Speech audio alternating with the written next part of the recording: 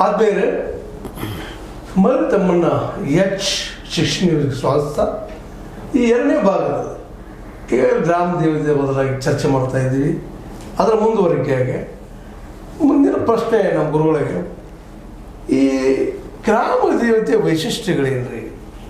ಅಥವಾ ಅದರ ಆಕಾರ, ರೂಪ ಇತ್ಯಾದಿ, ಅದು ಪ್ರಾದೇಶಿಕ ವ್ಯತ್ಯಾಸಗಳು ಹೇಗೆ ಬಂದವು? ಎಲ್ಲ ಊರಲ್ಲೂ ಇದಾವೆ, ಎಲ್ಲ ಹಳ್ಳಿಗಳಲ್ಲೂ ಇದಾವೆ. ಹೌದು, ಆ ದಿಶೆಯಲ್ಲಿ ಗೋಕಾಕ ಗ್ರಾಮದೇವಿಯ ವೈಶಿಷ್ಟ್ಯತೆ ಅಥವಾ ಪ್ರಾದೇಶಿಕವಾದ ಸೂಕ್ಷ್ಮ ವ್ಯತ್ಯಾಸಗಳೇನು ಅಂತ ತಮ್ಮ ಪ್ರಶ್ನೆ ಇದು. ಈಗ ಮನೆ ದೇವರು ಅಂತ ಇರ್ತದೆ. ಮನೆಗೆ ಸಂಬಂಧಪಟ್ಟಂಥ ದೇವರು ಮನೆ ದೇವರು, ಆಮೇಲೆ ಕುಲಕ್ಕೆ ಸಂಬಂಧಪಟ್ಟಂಥ ದೇವರು ಕುಲದೇವರು. ಇದು ಗ್ರಾಮದೇವಿ ಅಂದರೆ ಇಡೀ ಗ್ರಾಮಕ್ಕೆ, ಊರಿಗೆ ಸಂಬಂಧಪಟ್ಟಂಥ ದೇವರು ಇರೋದರಿಂದ ನಾವು ಗ್ರಾಮ ದೇವರು, ಊರು ದೇವರು ಅಂತ ಕರಿತೀವಿ. ಮತ್ತು ಎಲ್ಲ ಊರುಗಳನ್ನು ಕಟ್ಟುವಾಗ ಗ್ರಾಮದೇವಿಯರ ಹುಟ್ಟಾಗಿದೆ ಅನ್ನೋದು ಸಾಮಾನ್ಯ ಸಂಗತಿ. ಮೊದಲು ಯಾವುದೋ ಒಂದು ಕಲ್ಲಿನ ರೂಪದಲ್ಲಿ ಬಯಲಲ್ಲಿ ಹುಟ್ಟಿದ ದೇವರು ಗುಡಿ ಗುಂಡಾರ, ತೇವರು, ಜಾತ್ರೆ, ಉತ್ಸವ, ಆರಾಧನೆ ಈ ಮಟ್ಟಕ್ಕೆ ಬೆಳೆದು ನಿಂತು ಅಂತ ನಾವು ಹೇಳ್ತೀವಿ. ಹಾಗಂದಾಗ ಎಲ್ಲ ಊರಿನ ಗ್ರಾಮ ದೇವತೆಗಳು ಅಥವಾ ದ್ಯಾಮವ್ವ ಅಥವಾ ದೇವಮ್ಮ ಅನ್ನತಕ್ಕಂಥವಳ ಆಕಾರ, ರೂಪ ನನಗೆ ಗೊತ್ತಿದ್ದ ಮಟ್ಟಿಗೆ, ನಾನು ಕ್ಷೇತ್ರ ಕಾರ್ಯ ಮಾಡಿದ ಹಿನ್ನೆಲೆಯೊಳಗೆ ಹೇಳೋದಾದರೆ ಸಾಮಾನ್ಯವಾಗಿ ಒಂದೇ ರೂಪ. ಹೇಗೆ ಅಂತ ಕೇಳಿದ್ರೆ, ತಾವು ನೋಡಿದ್ದೀರಿ ಗೋಕಾಕ ಗ್ರಾಮದೇವಿಯನ್ನು. ಅದನ್ನು ಮುಂದಿಟ್ಕೊಂಡು ನಾವು ಮಾತಾಡೋದಾದರೆ ಸ್ವಲ್ಪ ವ್ಯತ್ಯಾಸಗಳಿದ್ದಾವೆ ಅಷ್ಟೇ. ಆದರೆ ಸಾಮಾನ್ಯವಾಗಿ ರೂಪ, ಆಕಾರ ಇದೆಲ್ಲ ಒಂದೇ ಸ್ವರೂಪದು. 4 ಗಾಲಿಗಳಿರ್ತವೆ. ಅದರ ಮೇಲೆ ಒಂದು ಚೌಕಾಕಾರದ ಹಲಗೆ ಇರ್ತದೆ. ಅದರ ಮೇಲೆ ಒಂದು ದ್ಯಾಮವ್ವನನ್ನು ಹುಲಿ ಮೇಲೆ ಕೂಡಿಸಿರ್ತಾರೆ, ಇನ್ನೊಬ್ಬ ದ್ಯಾಮವ್ವನನ್ನು ಸಿಂಹದ ಮೇಲೆ. ಆಮೇಲೆ ಅದಕ್ಕೊಂದು ಪ್ರಭಾವಳಿ ಕೂಡ ಇರ್ತದೆ. ಆ ಪ್ರಭಾವಳಿಯಲ್ಲಿ ಬ್ರಹ್ಮ, ವಿಷ್ಣು, ಮಹೇಶ್ವರ ಇವರೆಲ್ಲ ಇರ್ತಾರೆ. ಅದರಲ್ಲಿ ಕಿರೀಟದು ಹಾಕಿರೋದ್ರಿಂದ ಕಾಣದೆ ಹೋಗಿರ್ಬೋದು. ಆಮೇಲೆ ಚತುರ್ಭುಜ ದೇವರುಗಳಿವರು, ಚತುರ್ಭುಜ ದೇವರು. ಆಮೇಲೆ ಅವರ ಕೈಯಲ್ಲಿ ಡಾಲು ಇರ್ತದೆ, ಕತ್ತಿ ಇರ್ತದೆ. ಆಮೇಲೆ ಕೈಯಲ್ಲಿ ಹಸಿರು ಬಳೆಗಳಿರ್ತವೆ. ಒಂದು ಖಡ್ಗಕ್ಕೆ ಲಿಂಬೆಹಣ್ಣು ಹಾಕಿರ್ತಾರೆ. ಹಸಿರು ಸೀರೆ ಅಥವಾ ಕೆಂಪು ಸೀರೆಯನ್ನು ಉಡಿಸಿರ್ತಾರೆ. ಆಮೇಲೆ ಆಭರಣಗಳಿರ್ತವೆ. ಮೂಗಿನಲ್ಲಿ ನತ್ತಿರ್ತದೆ ಅಥವಾ ಮೂಗುತಿ ಅಂತ ನಾವು ಕರಿತೇವೆ. ಆಮೇಲೆ ಇಲ್ಲಿ ಇಬ್ಬರು ದ್ಯಾಮವ್ವಗಳು ಇರೋದರಿಂದ 2 ಕೋಣಗಳ ರುಂಡ ಅವರ ಕಾಲದ ಅಡಿಯಲ್ಲಿ ಇರ್ತವೆ. ಅಂದರೆ ಅದನ್ನು ಸಂಹಾರ ಮಾಡಿದ್ದು ಅನ್ನುವುದರ ಪ್ರತೀಕವಾಗಿ. ಆಮೇಲೆ 2 ಇಂಗ್ಳೋಬಾಳಿಗೆ ಇರುತ್ತೆ, ಇಂಗ್ಳೋಬ ಮತ್ತು ಶಿಂಗ್ಳೋಬ ಅಂತೇಳಿ. ಇಬ್ಬರು ದ್ಯಾಮವ್ವ ಇರೋದ್ರಿಂದ 2 ಮಕ್ಕಳು, ಒಬ್ಬರು ಇಂಗ್ಳೋಬ. ಇನ್ನೊಂದಿಷ್ಟು ಜನ ಮಾತಾಡೋದನ್ನ ಕೇಳಿ ಚಂಗ್ಳೋಬ ಅಂತ ಕರೀತಾರೆ. ಏನದು ನೀವು ಹೇಳಿದ್ರಿ? ಆಗಿರ್ಬೋದು. ಇಂಗ್ಳೋಬ, ಶಿಂಗ್ಳೋಬ ಅಂತ ಇದು. ಬಹುಶಃ ಇವು ಮರಾಠಿ ಶಬ್ದ ಇರ್ಬೋದೇನೋ ಅಂತ ನನಗನ್ನಿಸ್ತದೆ. ಅದರ ಬಗ್ಗೆ ಹೆಚ್ಚು ನಾನು ತಿಳುವಳಿಕೆ ಮಾಡ್ಕೊಂಡಿಲ್ಲ. ಆದರೆ ಇಂಗ್ಳೋಬ, ಸಿಂಗ್ಳೋಬ ಅಂತ ನಾನು ಕೇಳಿದ್ದೇನೆ. ನೀವು ಹೇಳಿದಾಗೆ ಅದು ಇರ್ಬೋದು, ಅದು ನೋಡಬೇಕು. ಹಂಗೆ 2 ಇಂಗ್ಳೋಬಗಳು ಆ ಜಾತ್ರೆ ಸಂದರ್ಭ ಪಕ್ಕದಲ್ಲಿ ಇರ್ತಾವೆ. ಅವು ಮರದ ಗೊಂಬೆಗಳು ಆ ಥರ ಅಲ್ಲಿ ಇಟ್ಟಿರೋದನ್ನು ನಾವು ನೋಡ್ತೀವಿ. ಇದು ನಮ್ಮ ಗೋಕಾಕದ ಗ್ರಾಮದೇವಿಯರ ಒಂದು ವಿಶಿಷ್ಟವಾದ ರೂಪ ಅಂತ ನಾನು ಅಂದ್ಕೊಂಡಿದ್ದೆ. ಇನ್ನುಳಿದ ಎಲ್ಲ ಕಡೆಗೂ ಇವೆಲ್ಲ ಇರೋದಿಲ್ಲ. ಅಲ್ಲಿ 2 ಕೋಣಗಳ ರುಂಡ ಇರೋದಿಲ್ಲ. ಆಮೇಲೆ ಇಂಗ್ಳೋಬಗಳಂತೂ ಇರೋದೇ ಇಲ್ಲ ಅಲ್ಲಿ. ಉಳಿದ ಬಳೆ ತೊಡಿಸಿದ್ದು, ಆಮೇಲೆ ನತ್ತು ಹಾಕಿರುವಂಥದ್ದು, ಆಮೇಲೆ ಬಂಗಾರದ ಆಭರಣ ಹಾಕಿರ್ತಕ್ಕಂಥದ್ದು, ಕಿರೀಟ, ಇವೆಲ್ಲ ಸಾಮಾನ್ಯವಾಗಿರ್ತವೆ. ಆದರೆ ಉಳಿದ ಈ ಕೋಣದ ರುಂಡಗಳಾಗಲಿ ಇಂಗ್ಳೋಬಾಗಲಿ ಇಂಥವುಗಳು ಇರೋದಿಲ್ಲ. ಇದು ಗೋಕಾಕದಲ್ಲಿ ಮಾತ್ರ ಅಂತಕ್ಕಂಥದ್ದು, ಗೋಕಾಕದಲ್ಲಿ ಮಾತ್ರ. ಇನ್ನೊಂದು ಇದರ ವೈಶಿಷ್ಟ್ಯ ಅಂತ ಕೇಳಿದ್ರೆ ಇಲ್ಲಿ ಭಂಡಾರದ ಮುಂದೆ ಬರ್ತದೆ. ನೀವು ಕೇಳ್ತೀರಿ ಪ್ರಶ್ನೆ ಅಂತ ನಾನು ಅಂದ್ಕೊಂಡಿದ್ದೇನೆ. ಭಂಡಾರ ಬಹಳ ವಿಶೇಷವಾದದ್ದು. ಮತ್ತು ಹೊನ್ನಾಟ ಇಲ್ಲಿ ವಿಶೇಷ. ಉಳಿದ ಕಡೆಗಳಲ್ಲಿ ಹಗಲು ಹೊತ್ತಿನಲ್ಲಿ ಮಾಡ್ತಾರೆ ಹೊನ್ನಾಟ, ಇಲ್ಲಿ ರಾತ್ರಿ ಹೊತ್ತಿನಲ್ಲಿ ಮಾಡ್ತಾರೆ. ಅದ್ರ ಮುಂದಿನ ಪ್ರಶ್ನೆ ಸತ್ತ ಮುಖ್ಯವಾದಂಥದ್ದು ವಿಶೇಷವಾಗಿ ಈಗಾಗಲೇ ಉತ್ತರ ಕೊಟ್ಟಿದ್ದೀರಿ ನೀವು. ದ್ಯಾಮವ್ವಗೆ ಮತ್ತು ಲಕ್ಷ್ಮಿಗೆ ಇರುವ ಸಂಬಂಧಗಳೇನು ಅಂತೇಳಿ ಇನ್ನೇ ಮೊದಲು ಕ್ಲಿಯರ್ ಆಗಿ ಒಂದು 2 ಸಾಲಲ್ಲ. ಈಗ ಲಕ್ಷ್ಮೀ ಗುಡಿಯ ನಮ್ಮಲ್ಲಿ 2 ದ್ಯಾಮವ್ವಗಳಿಗೆ 2 ತೇರುಗಳು, ಆಮೇಲೆ ಪಲ್ಲಕ್ಕಿಗಳು ಇರ್ತವೆ, ಅದು ಬೇರೆ. ಈ ತೇರಿನಲ್ಲಿ ಬಂದಿರತಕ್ಕಂಥ ದ್ಯಾಮವ್ವ, ಅಲ್ಲಿ ಅಂಬಿಗೇರ್ ಓಣಿಯಿಂದ ತೇರಿನಲ್ಲಿ ಬಂದಿರತಕ್ಕಂಥ ದ್ಯಾಮವ್ವನನ್ನು ನಮ್ಮ ಮೆರಕನಟ್ಟಿ ಲಕ್ಷ್ಮಿ ಅಂತೀವಲ್ಲ ಆ ಗುಡಿಯಲ್ಲಿ ಕೂಡಿಸ್ತಾರೆ 2-3 ದಿನ. ಅಲ್ಲಿ ಉಡಿ ತುಂಬೋದು ಮಾಡೋದ್ರ ಸಲುವಾಗಿ. ಇದು ಆ ಲಕ್ಷ್ಮಿಗೂ ಇವಳಿಗೆ ಇರ್ತಕ್ಕಂಥ ಅವಳ ಗುಡಿಯಲ್ಲಿ ಹೋಗಿ ಕೂಡ್ತಾ ಇರೋದ್ರಿಂದ ಒಂದು ಸಂಬಂಧ ಅಂತ ಅನ್ಬೋದೇನೋ. ಆಮೇಲೆ ಸಾಮಾನ್ಯವಾಗಿ ಹಿಂದೆ ಮಾಡ್ತಾಯಿದ್ರು ಕಾಣಿಸ್ತದೆ, ಇವತ್ತು ಮಾಡ್ತಾ ಇರಲಿಕ್ಕಿಲ್ಲ. ಆ ಕೋನದ ರುಂಡ ಅದನ್ನು ಮೆರಕನಟ್ಲಿ ಲಕ್ಷ್ಮಿಯ ಮುಂಭಾಗದಲ್ಲಿ ಹೂಳ್ತಾ ಇದ್ದರು ಅಂತ ನಾನು ಕೇಳಿದ್ದುಂಟು. ಈಗ ಅದನ್ನು ಮಾಡದೇ ಇರ್ಬೋದು, ಕಾನೂನು ನಿಷೇಧ ಇದೆ ಅದಕ್ಕೆ. ಅಂದರೆ ಈ ಥರ ಒಂದಿಷ್ಟು ದ್ಯಾಮವ್ವನಿಗೆ ಲಕ್ಷ್ಮಿಗೆ ಸಂಬಂಧ ಇರ್ಬೋದು. ಇನ್ನು ಕೆಳಗಿನ ಓಣಿಯ ಅಲ್ಲಿಯ ಲಕ್ಷ್ಮಿಗೆ ಅಂತ ಕೇಳಿದ್ರೆ ಇನ್ನೊಬ್ಬ ತಂಗಿ ಎನ್ನತಕ್ಕಂಥ ದ್ಯಾಮವ್ವನನ್ನು ಕೆಳಗಿನ ಪೇಟೆ ಲಕ್ಷ್ಮವ್ವನ ಗುಡಿಯಲ್ಲಿ ಹೋಗಿ ಕುಂಡ್ರಿಸ್ತಾರೆ 2-3 ದಿನ. ಒಬ್ಬಳು ಗ್ರಾಮದೇವಿಯನ್ನು ಈ ಕಡೆಗೆ, ಇನ್ನೊಬ್ಬಳನ್ನು ಆ ಕಡೆಗೆ. ಇಂಥ ಸಂಬಂಧಗಳನ್ನು ಬಿಟ್ಟರೆ ಉಳಿದ ಯಾವುದೇ ಬಗೆಯ ಸಂಬಂಧ ಇಲ್ಲ. ಹಂಗೆ ನೋಡಿದ್ರೆ ಅವರು ಗ್ರಾಮದ ದೇವರೇ, ಗ್ರಾಮದಲ್ಲೇ ಇರ್ತಾರೆ. ಆದರೆ ವ್ಯತ್ಯಾಸ ಏನಪ್ಪ ಅಂತ ಕೇಳಿದ್ರೆ ಇನ್ನೊಂದು ಬಹಳ ಪ್ರಮುಖವಾಗಿ ನಮ್ಮ ದ್ಯಾಮವ್ವ ಒಂದಿಷ್ಟು ಸೌಮ್ಯ ಅನ್ನಿಸ್ತಾಳೆ, ಒಂದು ಸ್ವಲ್ಪ ಉಗ್ರ ಅನ್ನಿಸ್ತಾಳೆ. ಆದರೆ ಲಕ್ಷ್ಮಿಯರಿಬ್ಬರು ಕೂಡ ಉಗ್ರನೇ. ಕಾಳಿ, ದುರ್ಗಿ, ಮಾರಿ, ಮಸನಿ, ಕರಿಯವ್ವ, ಕಾಟವ್ವ, ಈ ಯಾವುದೇ ದೇವರನ್ನು ತಗೊಳ್ಳಿ, ಇವರೆಲ್ಲ ಉಗ್ರ ಸ್ವರೂಪದವರು. ಇವಳು ಸ್ವಲ್ಪ ಸೌಮ್ಯ ಸ್ವರೂಪದವಳು. ಈ ಥರದ ಭೇದ ವ್ಯತ್ಯಾಸವನ್ನು ಕೂಡ ಅವರಲ್ಲಿ ನಾವು ಮಾಡಿ ಹೇಳ್ಬೋದು ಅಂತ ಕಾಣಿಸ್ತದೆ. ವಿಶೇಷ ಇನ್ನೊಂದು ಏನಪ್ಪ ಅಂದ್ರೆ, ಈ ಒಂದು ದೇವತೆಗಳನ್ನು ಎಲ್ಲ ವರ್ಗದ ಅಥವಾ ವರ್ಣದ ಜನ ಪೂಜಿಸ್ತಾರ, ಗೌರವಿಸ್ತಾರ, ವಿರೋಧನ ಅದು ಆರಂಭದಿಂದಲೂ ಏನಾದರೂ ವಿರೋಧ ಒಂದು ಸರ್ ನನಗೆ ತಿಳಿದ ಮಟ್ಟಿಗೆ ಈ ಗೋಕಾಕದಲ್ಲಿ ನಾನು ಹಂಗೆ ಅಂದ್ಕೊಂಡ ಮಟ್ಟಿಗೆ ಗೋಕಾಕ್ ಯಾವಾಗ ಹುಟ್ಟಿತೋ ಆವಾಗಲೇ ಗ್ರಾಮದೇವರು ಹುಟ್ಟಿದ್ದಾರೆ.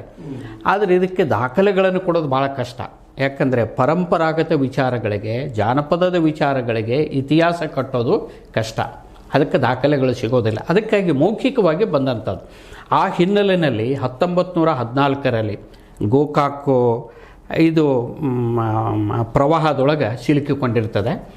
ಆವಾಗ ಒಬ್ಬ ಲಾವಣಿಕಾರ ಒಂದು ಲಾವಣಿಯನ್ನು ಬರೀತಾನೆ, ನಾವ ಮುಳುಗಿದ ಲಾವಣಿ ಅಂತ ತಿಳ್ಕೊಂಡು. ಅಂದ್ರೆ ಒಂದು 100 ವರ್ಷದ ಹಿಂದೆ ಸರಿಯಾಗಿ. ಆಮೇಲೆ ಕೋವಿಡ್ ಬಂದಾಗ 100 ವರ್ಷಕ್ಕೆ ಕೋವಿಡ್ ಕೂಡ ಬಂತು. ಅದಕ್ಕಿಂತ ಒಂದು 100 ವರ್ಷ ಇದ್ದಾಗ ರಾಗಿ ಬರ ಗೋಕಾಕಕ್ಕೆ ಬಂದಿತ್ತು ಅಂತ ಹೇಳ್ತಾರೆ. ರಾಗಿ ಬರ ಇರ್ಬೋದು, ಗೋಕಾಕಕ್ಕೆ ಪ್ರವಾಹ ಇರ್ಬೋದು, ಇವೆಲ್ಲ ಬಂದಾಗ ಗ್ರಾಮದೇವಿಯ ಜಾತ್ರೆ ನಡೀತಿತ್ತು ಅಂತ ನಾನು ಜಾನಪದ ಲಾವಣಿಗಳಲ್ಲಿ ಓದಿದ್ದೇನೆ. ಲಾವಣಿಗಳಲ್ಲಿ ಅಂದರೆ ಅಷ್ಟು ಹಿಂದಿನಿಂದ ಈ ದೇವಿಯರ ಜಾತ್ರೆ ಇದನ್ನೆಲ್ಲ ನಾವು ಮಾಡ್ತಾ ಬರ್ತಾ ಇದ್ದೀವಿ. ಮತ್ತು ಆರಂಭದಲ್ಲಿ 9 ವರ್ಷಕ್ಕೊಮ್ಮೆ ಮಾಡ್ತಾ ಇದ್ದರಂತೆ ಈ ಜಾತ್ರೆಯನ್ನು. ಆಮೇಲೆ 1945ರಿಂದ ಇಲ್ಲಿ ಚವ್ಹಾಣ್ ಅಂತ ಯಾರೋ ಒಬ್ಬರು ಬರ್ತಾರೆ, ನಾನು ಕೇಳಿದ್ದು ಇರಬೇಕು, ಅವರು ಹಳೆ ಮನುಷ್ಯರು. 45ನೇ ಇಸ್ವಿಯಿಂದ ಅವರು ಏನು ಹೇಳಿದ್ರಂತೆ, 9 ವರ್ಷಕ್ಕೊಮ್ಮೆ ಬೇಡ, 5 ವರ್ಷಕ್ಕೊಮ್ಮೆ ಮಾಡೋಣ ಅಂಥೇಳಿ. ಅಂದಿನಿಂದ ನಿರಂತರವಾಗಿ ನಿಯಮಿತವಾಗಿ 5 ವರ್ಷಕ್ಕೊಮ್ಮೆ ಗ್ರಾಮದೇವಿಯ ಜಾತ್ರೆ ಗೋಕಾಕದಲ್ಲಿ ನಡೀತಾ ಬಂತು ಅಂತ ಹೇಳ್ತಾರೆ. ಆದರೆ ಈಗ ಸಲ ಬಹುಶಃ ಕೋವಿಡ್ ಕಾರಣದಿಂದ 10 ವರ್ಷಕ್ಕೆ ದೇವಿ ಜಾತ್ರೆ ಆರಂಭ ಆಗ್ತಾ ಇದೆ ಅಂತ ನಾವು ಹೇಳ್ಬೋದು. ಇಲ್ಲಿ ಒಂದು ಪ್ರಶ್ನೆ ಇನ್ನಷ್ಟು ಕ್ಲಿಯರ್ ಆಗಿ ಹೇಳ್ಬೇಕಾಗಿದ್ದು, ಎಲ್ಲ ವರ್ಗದವರು ಕುಡ್ಕೊಂಡು ಮಾಡೋದು. ಅಂದ್ರೆ ಅಂದಿನಿಂದ ಇಂದಿನವರೆಗೆ ಎಲ್ಲ ವರ್ಗದವರು, ಅಂದರೆ ಇಲ್ಲಿ ಜಾತಿ ಮತ, ಬಡವ ಶ್ರೀಮಂತ, ಗಂಡುಮಕ್ಕಳು ಹೆಣ್ಮಕ್ಕಳು ಸಹ ಭೇದ ಇಲ್ಲಾರ್ದೇ ಇಡೀ ಊರಲ್ಲಿ ಇರತಕ್ಕಂಥ ಎಲ್ಲರೂ ಸೇರಿಕೊಂಡು ಜಾತ್ರೆಯನ್ನು ಮಾಡ್ತಾ ಇದ್ದರು ಆರಂಭದಿಂದ ಅಂತ ಹೇಳ್ತಾರೆ. ಆದರೆ ಹಿಂದಿನ ಹಿರಿಯರನ್ನು ನಾನು ಕೇಳಿದಾಗ ಒಂದು ಮಾತನ್ನು ಅವ್ರು ಹೇಳಿದರು, ಇಲ್ಲ ಆರಂಭದಿಂದ ಹಂಗಿಲ್ಲ, ಈ ಗೋಕಾಕದಲ್ಲಿ ಗ್ರಾಮದೇವಿಯರ ಜಾತ್ರೆ ಶುರುವಾಯಿತು ಅಂತ ಕೇಳಿದ್ರೆ ಇಲ್ಲಿ ಮುಸ್ಲಿಮ್ರಂತೂ ಬರ್ತಾ ಇರಲಿಲ್ಲ. ಆಮೇಲೆ ಬ್ರಾಹ್ಮಣರು ಊರ ಬಿಟ್ಟು ಹೋಗ್ತಾ ಇದ್ದರು, ಜೈನರನ್ನು ಊರ ಬಿಟ್ಟು ಹೋಗ್ತಾ ಇದ್ದರು. ಈ 3 ಜನಾಂಗ ಬಿಟ್ಟು ಉಳಿದವರೆಲ್ಲರೂ ಸೇರ್ಕೊಂಡು ಮಾಡ್ತಾ ಇದ್ರು ಅಂತ ನನಗೊಂದು ರೆಫರೆನ್ಸ್ ಸಿಗ್ತದೆ. ಯಾರೋ ಆ ಕ್ಷೇತ್ರ ಕಾರ್ಯದ ಹಿನ್ನೆಲೆ ಒಳಗೆ ಗೊತ್ತಾಯಿತು. ನಾನು ಯೋಚನೆ ಮಾಡಿದೆ, ಯಾಕೆ ಬ್ರಾಹ್ಮಣರು ಊರು ಬಿಡ್ತಾರಂತ ಹೇಳಿದರೆ, ಈ ಗ್ರಾಮದೇವಿ ಅನ್ನತಕ್ಕಂಥವಳು ಬ್ರಾಹ್ಮಣ ಹೆಣ್ಮಗಳು. ಆ ಬ್ರಾಹ್ಮಣ ಹೆಣ್ಮಗಳು ಅವಳನ್ನು ಮೋಸ ಮಾಡಿ ಒಬ್ಬ ಕೆಳಜಾತಿವ ಸಮಗಾರವ ಮದುವೆಯಾದದ್ದರಿಂದ ಆ ಜನಾಂಗಕ್ಕೆ ಒಂದು ರೀತಿಯ ಅಸಹ್ಯ ಅದು. ಆಮೇಲೆ ಧರ್ಮ ಬಾಹಿರ ಅದು, ಧರ್ಮ ನಿಷಿದ್ಧ ಇತ್ತು ಅದು. ಆ ಕಾರಣದಿಂದ ಅವ್ರಿಗೆ ತಮಗೆ ಅಸಹ್ಯ ಆಗ್ತದೆ ಅಂತ ತಿಳ್ಕೊಂಡು ಬಹುಶಃ ಬ್ರಾಹ್ಮಣರು ಊರು ಬಿಟ್ಟು ಹೋಗಿರಬಹುದೇನೋ ಅಂತ ನನ್ನ ವಿಶ್ಲೇಷಣೆ. ಆಮೇಲೆ ಜೈನರು ಯಾಕಪ್ಪ ಅಂತ ಕೇಳಿದ್ರೆ, ನೋಡಲ್ಲಿ ಕೋಣ ಬಲಿ ನಡೀತದೆ, ಹೋತ ಬಲಿ ನಡೀತದೆ, ಆಮೇಲೆ ಮರಿ ಹರಿ ಅಂತಾರೆ, ಅಂದರೆ ಈ ಮರಿ ಆಗಿರ್ತಕ್ಕಂಥ ಕುರಿಗಳ ಹತ್ಯೆ ಕೂಡ ನಡೀತಿದೆ. ಅಂದರೆ ಹಿಂಸೆ ಜೈನ ಧರ್ಮ ಸಹಿಸುವಂಥದ್ದಲ್ಲ. ಬಹುಶಃ ಅದು ಇಲ್ಲಿ ನಡೀತಿದೆ ಎಂದಾಗಿ ಊರಾಗ ಯಾಕೆ ಇರಬೇಕು ಅಂತೇಳಿ ಜಾತ್ರೆ ಮುಗಿಯುವವರೆಗೆ ಜೈನರು ಹೋಗ್ತಾ ಇದ್ರು ಊರು ಬಿಟ್ಟು ಅಂತ ಆಮೇಲೆ ಆ ನಂತರದೊಳಗೆ ನಾನು ಇತ್ತೀಚೆಗೆ ನೋಡಿರುವಂಥದ್ದು ಮುಸ್ಲಿಮರು ಇಲ್ಲಿ ಭಾಗವಹಿಸ್ತಾರೆ, ಜೈನರು ಭಾಗವಹಿಸ್ತಾರೆ, ಬ್ರಾಹ್ಮಣರು ಭಾಗವಹಿಸ್ತಾರೆ. ಸಾಮರಸ್ಯ ಮೂಡಿತು, ಸಾಮರಸ್ಯವಾಗಿ ಪರಿವರ್ತನೆ ಹೊಂದಿತು ಅಂತ ನಾವು ಹೇಳ್ಬೋದು. ದೇವಿ ಆಚರಣೆಗಳು ವಿಶೇಷವಾಗಿ ಅವ್ರ ಬಗ್ಗೆ ಇರೋ ಧಾರ್ಮಿಕ ಆಚರಣೆಗಳು ಯಾವ್ಯಾವ ಏನೇನು ಅಂತ ಆಚರಣೆಗಳು ಯಾವ ರೀತಿ ಅಂದ್ರೆ ಸರ್, ಈಗ ಈ ದೇವಿಯ ಬಗ್ಗೆ ನಾವು ಮಾತಾಡುವಾಗ ಈ ಗ್ರಾಮ ದೇವಿಯ ಕಲ್ಪನೆ ಹೆಂಗೆ ಬಂತು ಏನು, ಅದರಲ್ಲಿ ದ್ಯಾಮವ್ವನ ಬಗ್ಗೆ ಅಂತ ಹೇಳೋ ಮುಂದೆ ಒಂದು ಕತೆ ಜನಜನಿತವಾದದ್ದು ಎಲ್ಲರೂ ಕೂಡ ಹೇಳ್ತಾರೆ. ಈ ದ್ಯಾಮವ್ವ ಅನ್ನತಕ್ಕಂಥವಳು ಮೂಲತಃ ಬ್ರಾಹ್ಮಣ ಕನ್ಯೆ, ಬಹಳ ಸುಂದರವಾಗಿರತಕ್ಕಂಥ ಕನ್ಯೆ. ಅವಳು ರಾಣಿ ಸ್ವರೂಪದಲ್ಲಿ ಇರತಕ್ಕಂಥವಳು. ಅಂಥವಳನ್ನು ಒಬ್ಬ ಕೆಳಜಾತಿಯವನು, ಅತ್ಯಂತ ಕೊಟ್ಟ ಕೊನೆಯ ಇದರಲ್ಲಿ ಬರ್ತಕ್ಕಂಥ ಅಸ್ಪೃಶ್ಯನಾಗಿರ್ತಕ್ಕಂಥವ ಅವಳಿಗೆ ಹೇಳಲಾರ್ದನೇ ಅವಳನ್ನು ಮೋಹಿಸಿ ಮದುವೆ ಮಾಡಿಕೊಳ್ತಾನೆ. ಅವನಿಗೆ ಇಂಗ್ಲೋಬ ಅಂತ ಹೇಳಿದಿವಲ್ಲ, ಅಂಥ ಒಂದು ಮಗು ಜನಿಸ್ತದೆ. ಆ ಮಗುವಿನ ಮೂಲಕವಾಗಿ ಆ ದ್ಯಾಮವ್ವನಿಗೆ ಗೊತ್ತಾಗ್ತದೆ, ಇವ ಕೆಳಜಾತಿವ ನನ್ನನ್ನು ಮದುವೆ ಮಾಡಿಕೊಂಡಿದ್ದಾನೆ ಅಂಥೇಳಿ. ಅದಕ್ಕಾಗಿ ಆ ಸಿಟ್ಟಿನಿಂದ ಅವಳು ಅವನನ್ನು ಕೊಲೆ ಮಾಡೋದಕ್ಕೆ ಬೆನ್ನತ್ತಿ ಬಿಡ್ತಾಳೆ. ಇದಕ್ಕೆ ಅನೇಕ ಜಾನಪದ ತ್ರಿಪದಿಗಳು ಸಾಕ್ಷಿಯನ್ನು ಕೊಡ್ತಾವೆ ನಮಗೆ. ಅನೇಕ ಈ ಗ್ರಾಮಗಳೆಲ್ಲ ಈ ಕಥೆ ಬಹಳಷ್ಟು ಎಲ್ಲ ಗ್ರಾಮಗಳಲ್ಲಿ ಹೇಳ್ತಾರೆ. ಎಸ್, ನಾವು 12ನೇ ಶತಮಾನದಲ್ಲಿ ಮದುವಯ್ಯ ಹರಳಯ್ಯರ ಮಧ್ಯದಲ್ಲಿ ಏನಂತೇವಲ್ಲ, ಅಲ್ಲಿ ಮೇಲ್ಜಾತಿಯ ಹುಡುಗಿ, ಕೆಳಜಾತಿಯ ಹುಡುಗ, ವಿಲೋಮ ಪದ್ಧತಿ. ಇದು ಧರ್ಮ ಬಾಹಿರ. ಮತ್ತು ಅಂಥವರಿಗೆ ಜನಿಸಿದ ಮಗು ಚಾಂಡಾಲ ಶಿಶು ಅಂತ. ಹಾಂ, ಇದೆಲ್ಲ ಅವಳಿಗೆ ಗೊತ್ತಾದ ಮೇಲೆ ಅಸಹ್ಯ ಆಗ್ತದೆ. ತನ್ನ ಜನಗಳು ಕೂಡ ಅವಳಿಗೆ ಏನಾದರೂ ಅಂದಿರಬೇಕು. ಹೀಗಾಗಿ ಅಲ್ಲಿ ಘರ್ಷಣೆ ಶುರುವಾಗ್ಬಿಡ್ತದೆ. ಶುರುವಾಗಿ ಅವನನ್ನು ಅವಳು ಕೊಲ್ಲೋದಕ್ಕೆ ಓಡಾಡ್ತಾಳೆ, ಬರ್ತಾಳೆ. ಹೀಗಾಗಿ ಕೊನೆಗೆ ಕೊಂದು ಬಿಡ್ತಾಳೆ ಅಂತ ಹೇಳ್ತೇವೆ ನಾವು. ಅವನು ಕೊಲ್ಲೋದ್ರೊಳಗನ ಇದು ಎಂಥದ್ದು ಕೋಣದ ಗರ್ಭ ಸೇರಿದ ಅಂತ ಹೇಳ್ತೇವೆ ನಾವು. ಕೋಣದ ಗರ್ಭ ಸೇರಿದ್ದನ್ನು ನಾವು ನಂಬದೇ ಇರ್ಬೋದು. ಬಹುಶಃ ಕೋಣ ಆತನ ವಾಹನ ಇರಬೇಕು. ಹಿಂದೆಲ್ಲ ಪ್ರಾಣಿಗಳು ವಾಹನಗಳಿದ್ದವು.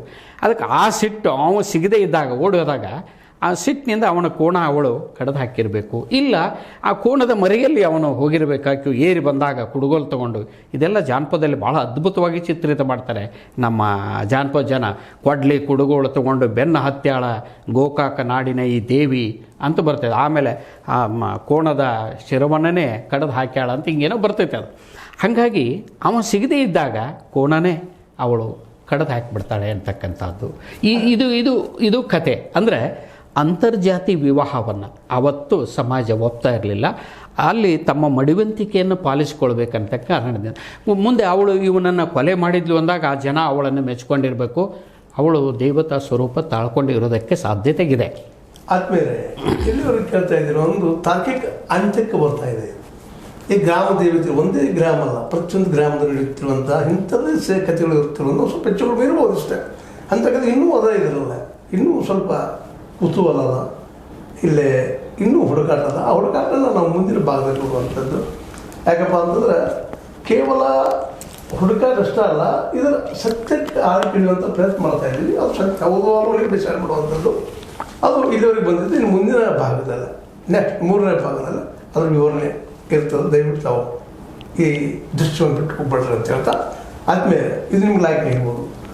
ಲೈಕ್ ಮಾಡಿರಿ, ಶೇರ್ ಮಾಡಿರಿ, ಕಾಮೆಂಟ್ ಮಾಡಿರಿ, ಜೊತೆಗೆ ನಿಮ್ಮ ಅಭಿಪ್ರಾಯ ತಿಳಿಸ್ರಿ. ಸಬ್ಸ್ಕ್ರೈಬ್ ಆಗಿ ಹೋಗ್ಬೇಡ್ರಿ. S16 ನ್ಯೂಸ್ ಅರ್ಥಾತ್ ಹೇಗೆ ಥರ ಆಮೇಲೆ ಸತ್ಯ ನೋಡಿ ವಂದನೆಗಳು.